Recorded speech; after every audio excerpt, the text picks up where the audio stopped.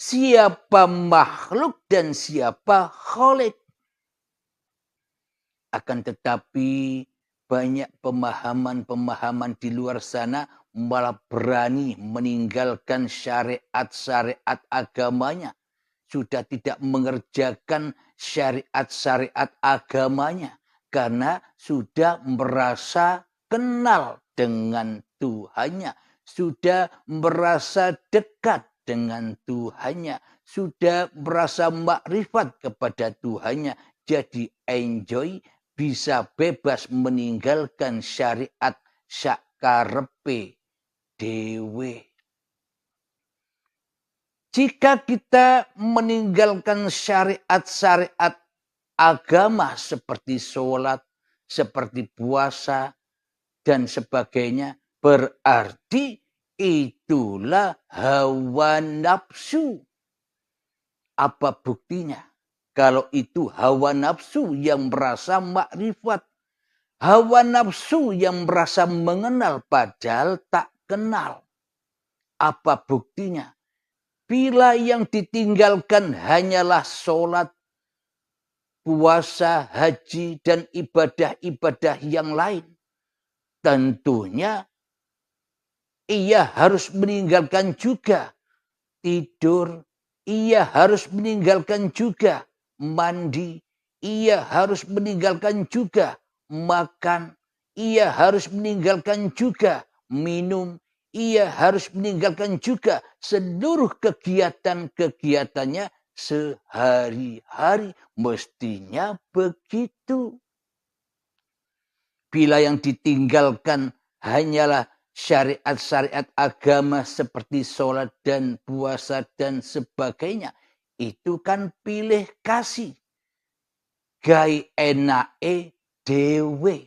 Sing penting hawa nafsune lega, lega, merasa mulia, sudah makrifat. Semua ini adalah rasa-rasa tipuan. Iblis setan menipu kita, membisikkan di dalam hati kita, bro, kamu itu loh sudah makrifat, ngapain lagi sholat? Bro, kamu itu loh makrifat, ngapain lagi ibadah? Tapi masih makan dan minum, tapi masih bekerja, tapi masih berkegiatan. Berarti iman, tauhid, dan makrifatnya masih ala hawa nafsu. Jadi makrifat, ngaku-ngaku makrifat, tapi hakikatnya jauh dari makrifat. Itulah kebanyakan pemahaman-pemahaman yang salah selama ini. Lalu bagaimanakah cara mengaplikasikan itu semua? Kalau dilebarkan ya panjang jalannya. Jadi untuk meluruskan, untuk mengaplikasikannya, bagaimana mungkin kita bisa mengaplikasikan tanpa iman di dada kita? Bagaimana mungkin kita bisa mengaplikasikan tanpa kita berjumpa langsung dengan Sang Pencipta? Tanpa kita jumpa langsung dengan Sang Pencipta, ya tentunya akhirnya kita bingung sendiri di dalam mengaplikasikannya, seolah-olah sudah benar, tapi sesungguhnya di dalamnya masih jadi Tuhan, masih jadi Allah. Baik yang belum kenal Tuhan ataupun yang masih merasa kenal Tuhan, sama-sama masih jadi Tuhan di dalam hatinya. Masih kembali kepada li nafsi di dalam segala perbuatannya. Maka dari itu bagaimana caranya semestinya untuk mengaplikasikan itu semua? Maka ada ayat di dalam Al-Quran. Mari kita buka.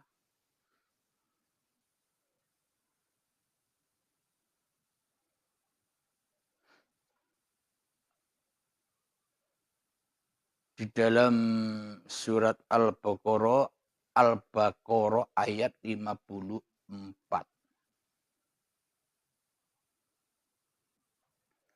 Bismillahirrahmanirrahim.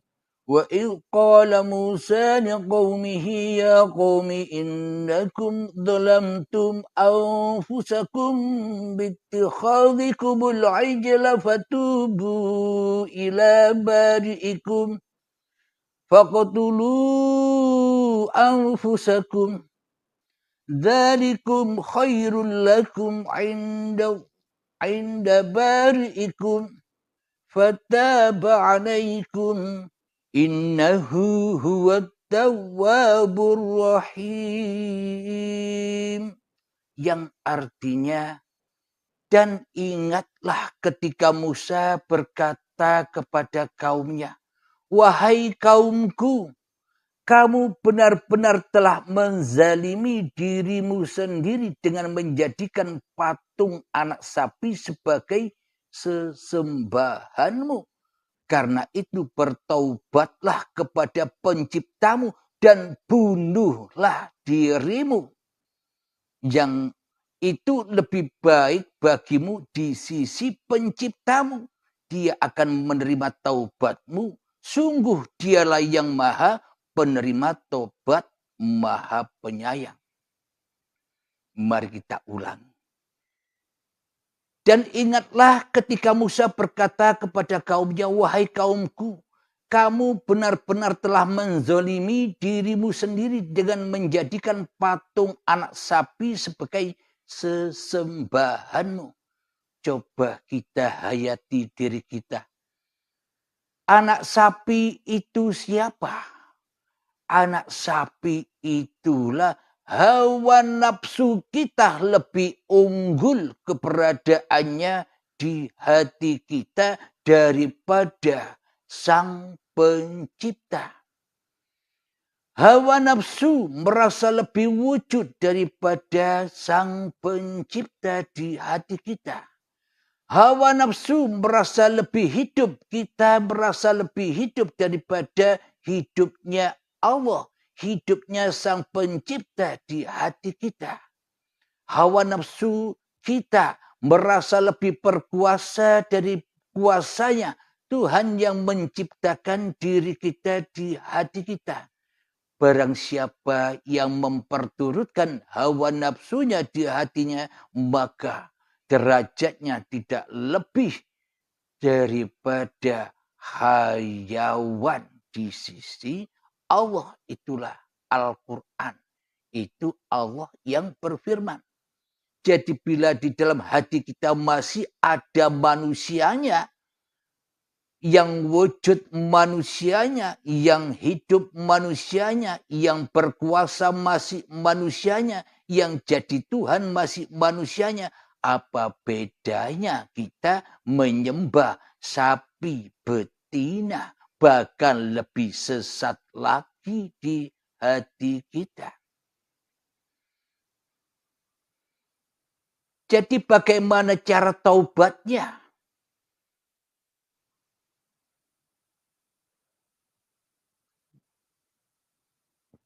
Karena itu bertaubatlah kepada Penciptamu dan bunuhlah dirimu. Inilah maknanya. Pintu taubat itu tidak cukup astagfirullahaladzim, tidak cukup jauh. Maknanya pintu taubat itu harus matikanlah dirimu, ketemu hari kiamatmu. Bukan kiamat-kiamat yang di luar sana. Yakni kiamatnya masing-masing hati manusia. Rela dan ridhonya manusia kembali kepada Tuhannya. Itulah kiamat. Setelah kiamat maka bangkit dan beramal soleh. Mohon maaf.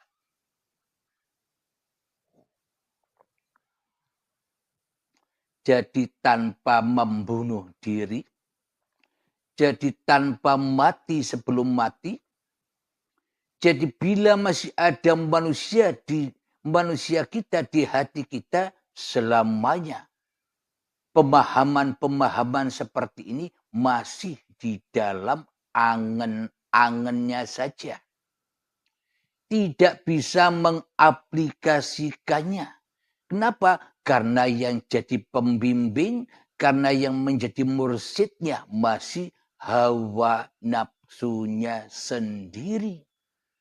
Bagaimana mungkin ia bisa membunuh dirinya sendiri, sementara dirinya masih sangat sayang banget dengan dirinya. Sementara dirinya masih cinta banget dengan dirinya sendiri. Bagaimana mungkin bisa membunuh dirinya, sementara yang diimani, yang diwujudi, yang dihidupi di dalam hatinya masih cintanya kepada dirinya sendiri daripada cinta kepada Tuhan yang menciptakannya. Jadi jalan satu-satunya ya harus ada yang menjagal hawa nafsu ini. Ada pembimbing khusus untuk dibawa ke dasar samudra hayatullah agar manusianya tak bisa napas lagi dan mati di dalam samudra uripe Allah. Harus menemui pembimbing yang bisa mengajak Anda untuk menyelam, mengambil mutiara-mutiara yang telah lama hilang di hati kita. Jadi Anda PR-nya harus cari pembimbing. Mohon maaf. Harus cari guru mursyid. Namun bila Anda merasa sudah tahu, ya tidak usah cari guru mursyid. Ya belajarlah sendiri. Nah, jadi versinya manusia beda-beda. Karena manusia yang merasa paham, akhirnya merasa dirinya sudah makrifat, padahal jauh dari makrifat. Hakikat orang yang sudah makrifat itu bagaimana sih? Orang yang berani membunuh dirinya sendiri, yakni manusia yang menyadari bahwa sesungguhnya hakikat diri manusianya itu tak ada. Hakikat diri manusianya tak hidup. Hakikat diri manusianya tak wujud. Hakikat diri manusianya tak punya kuasa sedikit pun. Itulah yang dikatakan makrifat. Makrifat itu adalah manusia yang sudah tak merasa makrifat lagi di dalam hatinya. Karena yang ada hanyalah Tuhannya. Maka tidak bingung lagi bila manusianya sudah sampai ke alam itu. Sudah sampai ke alam kematiannya lewat pintu baiat kepada pembimbingnya. Jadi untuk mengaplikasikan mudah dengan bimbingan-bimbingan guru pembimbingnya. Jadi PR Anda ya harus cari guru pembimbing.